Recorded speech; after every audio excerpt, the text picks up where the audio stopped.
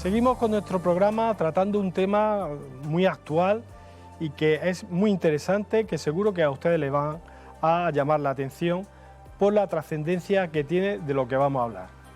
Actualmente en España las personas que acceden a una unidad de reproducción en cualquiera de nuestros hospitales pueden en un momento determinado servirse tanto de semen de donante como de óvulos de donante también, sin que se conozca la identidad de los donantes. Pero recientemente está habiendo desde Europa, se ha generado un debate a propósito de si esta ley que actualmente rige en España es la que debe seguir rigiendo y si no en algún momento deben conocerse tanto las identidades de la persona que dona esperma o la persona que dona un óvulo. Para hablar de este interesante tema, contamos aquí en nuestro estudio con el doctor José Félix García, España, el responsable, el jefe de la unidad de reproducción del Hospital El Ángel. Bienvenido. ¿Qué tal, José Antonio? Me alegro mucho de verte. Es un Encantado. placer contar contigo y con una persona con la experiencia que tú tienes en estos temas, ¿no? Yo lo primero que quiero trasladarle a nuestros televidentes es cuánto tiempo llevamos con este modelo de nuestra ley actual, que es un modelo de éxito donde se salvaguarda el anonimato tanto del posible donante de semen como el posible donante de óvulos. Pues mire, con este modelo ya llevamos más de 30 años de donación, empezando en principio por la donación de semen.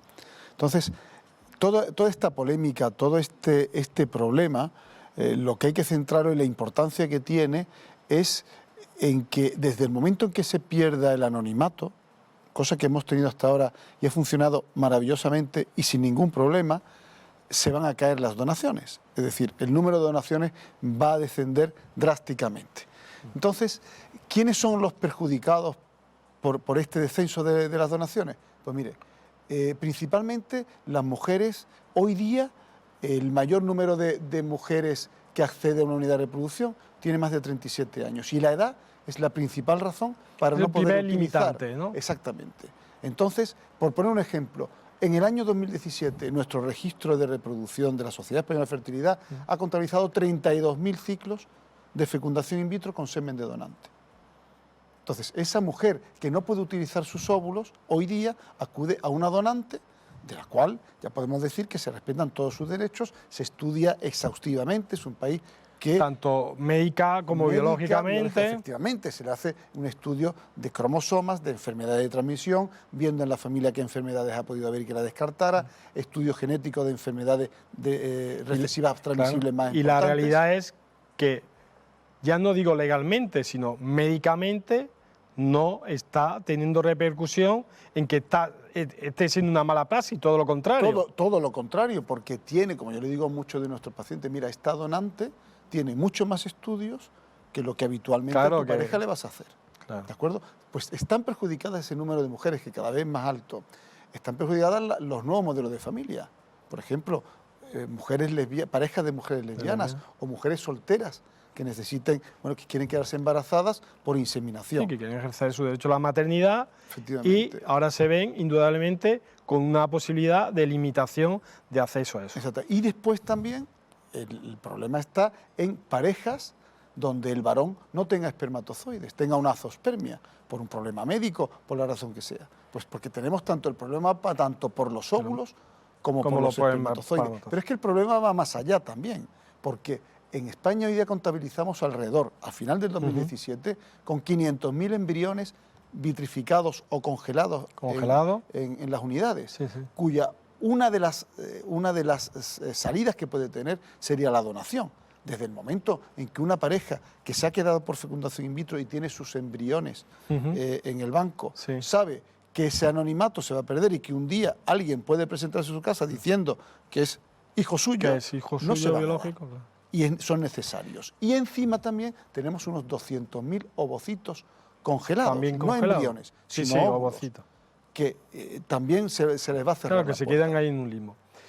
Si en España está funcionando bien, porque España a nivel de unidades de fertilidad es un país muy avanzado, equiparable científicamente a cualquier país más desarrollado, equiparable, sin ningún problema, al contrario, tenemos unos buenos resultados, se está teniendo éxito, la sociedad ha normalizado sin ningún problema este tipo de prácticas.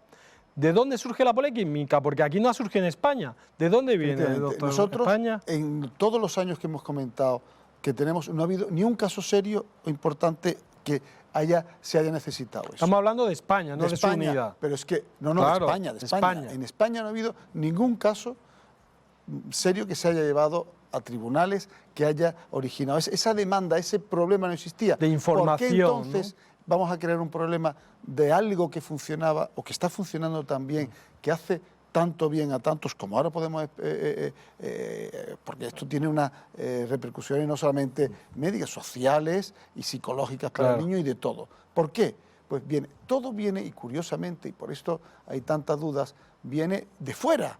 Es decir, todo esto lo estamos viendo inicialmente, quien lo lidera es una eurodiputada escandinava que se ha propuesto que unificar la legislación en toda Europa y que en ningún lado sea anónimo.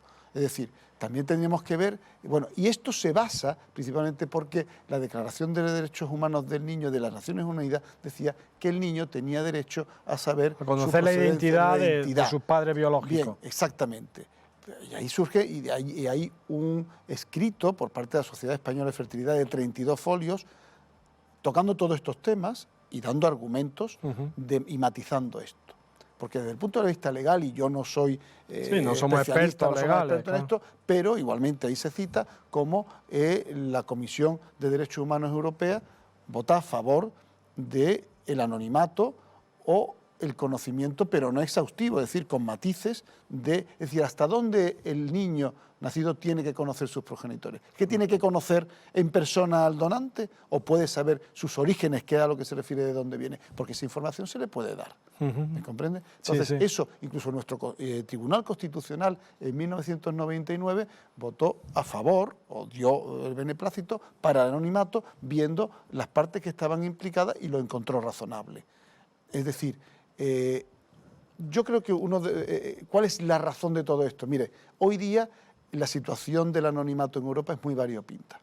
Hay países como Alemania. Cuéntanos la experiencia en otros países, claro. En Alemania, por ejemplo, es que no se permite la donación. No es que sea ni anónimo. Está prohibida. Por ley no pueden Por ley.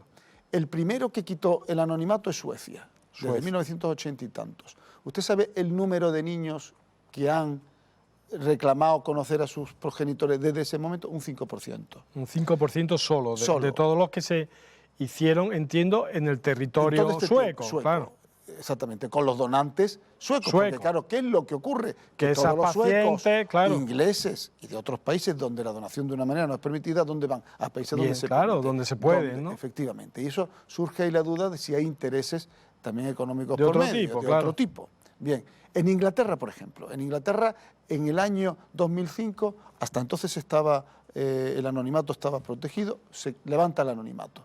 Primera consecuencia, se derrumban los... Eso es decir, porque la consecuencia inmediata, que es, si yo voy a donar semen, o voy a donar un óvulo, óvulos, y una mujer va a donar óvulos, y entiende que se le salvaguarda su identidad, porque protege de alguna forma que en el futuro, ahora imagínense que con su semen se han podido, se ha podido engendrar 10 personas, imagínense. Fíjese, no es así, porque incluso aquí la ley dice que una vez que un donante haya tenido 6 hijos nacidos sanos, ya no puede seguir vamos donando. A ponerle 6 hijos, ¿no? 6 hijos, él también puede encontrar, decir, bueno, yo no sé dentro de 20 o 30 años qué ocurrirá. Efectivamente. Claro, y entonces me genera una inseguridad.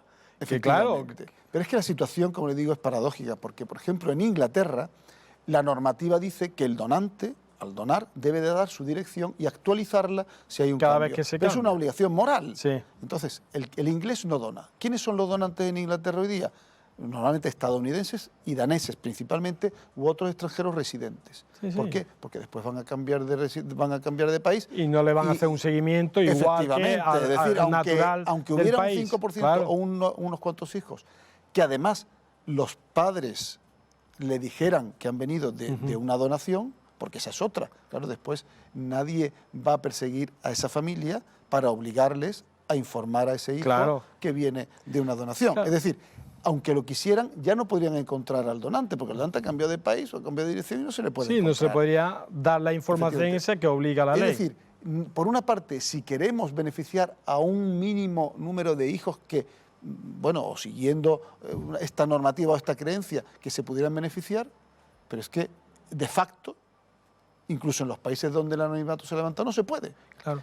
Pero imagínate, no sé si se podrá en estos países que se ha levantado el anonimato, vamos a ponernos ahora no en el niño engendrado, ¿no?, sino en el padre o la madre que ha donado. Imagínate que a los 20 o 25 años quisiera interesarse por los hijos que han podido engendrarse con sus donaciones, ¿no? No sé si eso la legislación... Tenía muchos aspectos, claro. Todo esto tiene muchos aspectos, incluso desde el punto de vista psicológico. Claro. Primero, ¿cuándo hay que informar al niño? Bueno, pues dice ¿Con qué edad? Claro. ¿Con qué edad? Bueno, pues se está claro que de niños de entre los 3 y 7 años se está produciendo la personalidad, la identificación con la familia, y no se le debe de decir. Algunas, creo que es en Suecia, a los 14 años pueden tener la primera información para saber, pero no conocer. A partir de los 18 años, si lo requieren, pueden conocer al donante. ¿De acuerdo? Pero, como decíamos, antes de iniciar esto, pues habría que concienciar a los padres que han recibido ese óvulo donado, para que no ocurre nada, para que una vez que el niño es adulto, poderle informar de que viene de una donación. De hecho, en algunos casos, y en muchos ocurre, por ejemplo, una mujer soltera que utiliza el banco de semen. ¿Cómo no le va a decir el hijo que vino del banco de semen? Pero ni aún así se ve en la práctica que haya un interés especial por conocerlo. ¿Me comprendes? Doctor García España, no sé si este ejemplo que voy a poner nos podría servir también con un programa que tenemos aquí muy exitoso, como el de la unidad de reproducción en España, con todo el tema de fertilidad, que es el tema de nuestros trasplantes, ¿no? Aquí en España uno no conoce, la ley es anónima en ese sentido, no conoce la persona que ha fallecido y le ha donado los órganos, ¿no? Para no generar ciertas dependencias que pudieran existir entre la familia del donante, el que lo ha recibido y tal. Y nosotros lo vivimos eso con normalidad, porque entendemos que al final el bien que se procura es mucho mayor que el bien que puede procurar el derecho a esa información, ¿no? Algo parecido puede pasar en esto también, ¿no?, en la donación, ¿no? Bueno, de hecho, la donación de óvulos y de esperma está dentro de la ley de donación de órganos. Tiene las mismas restricciones y hay que estudiar el mismo anonimato y todo, se rige exactamente igual. Y entendemos que es un sistema que está funcionando en España fenomenalmente, que no está generando ningún problema. En algún momento también pueden decir, oiga, con una nueva legislación que viniera de Europa, o diciendo, pues el que recibe, el receptor, va a tener la posibilidad de conocer la identidad de la persona que donó, ¿no? Generaríamos a lo mejor una serie de problemas que ahora mismo no se están suscitando, ¿no? Efectivamente, eso es lo que estamos indicando, es decir, que donde no hay problema, estamos creando un problema. Es decir, aquí sale perjudicado principalmente, pues mire, si hemos dicho que ha habido donaciones, ciclos de donaciones en España en el año 2017, 32.000 mujeres, o algo menos, a lo mejor pueden ser 30.000, porque ha podido haber algunos ciclos repetidos, que se han sometido a un ciclo de donación de óvulos. 12.000 fecundaciones in vitro con banco de semen y 2.500 inseminaciones con banco de semen. Todas esas mujeres o esas parejas van a estar perjudicadas. Entonces, ¿qué ocurre? Que es una minoría silenciosa, porque esto no es un problema que no quieren abiertamente, que se puede llevar... participar en el debate público a propósito de estos casos. No se van a manifestar delante del gobierno. Porque no se quieren señalar, Entonces, nuestra mayor preocupación es que aquellas entidades que van a estar, el Comité de Ética, que va a informar al gobierno, que esté bien informado, que la mayoría de ellos son abogados, expertos en derecho sanitario, de qué se hace en reproducción, estos donantes quiénes son, qué repercusión tiene, porque es que una de las repercusiones, vamos a ver, nosotros para la pirámide de población, por ejemplo, esto afecta a muchos niveles.